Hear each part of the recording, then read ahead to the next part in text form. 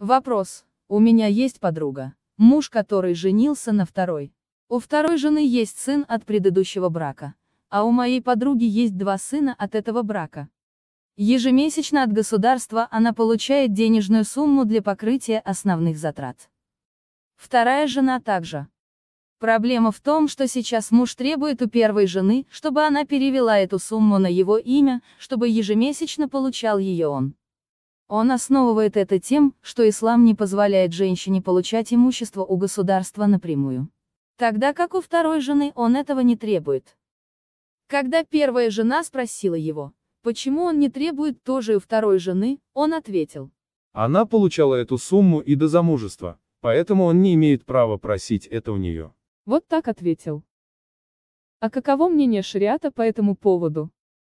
Ответ: вся хвала Аллаху. То, чем владеет жена, является ее собственным имуществом, а не мужа. Это является основой. Неважно, имущество это от торговли, наследства, свадебного дара, махр, или от государства. Во всем этом у мужа нет доли.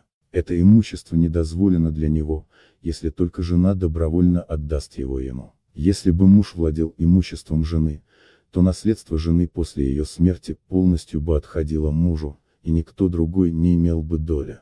А подобного нет в пречистом шариате Всевышнего Аллаха.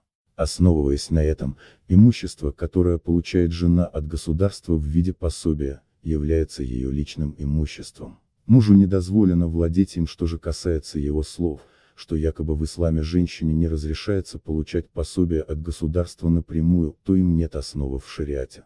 Женщина и мужчина в этом равны. Муж не имеет права брать что-либо из имущества жены без ее на то дозволения и довольства. Сказал Всевышний Аллах. يا أيها الذين آمنوا لا تأكلوا أموالكم بينكم بالباطل إلا أن تكون تجارة عن تراض منكم. А те, которые уверовали, не пожирайте своего имущества между собой незаконно, а только путем торговли по обоюдному вашему согласию. Сура Ан-Ниса, аят 29. وآتوا النساء صدقاتهن نحلة فإن طبن لكم عن شيء منه نفسا فكلوه هنيئا مريئا. Даруйте женщинам их предбрачный дар от чистой души. Если же они по доброй воле отдадут вам часть его, то вкушайте это во благо и на здоровье. Сура Ан-Ниса, аят 4.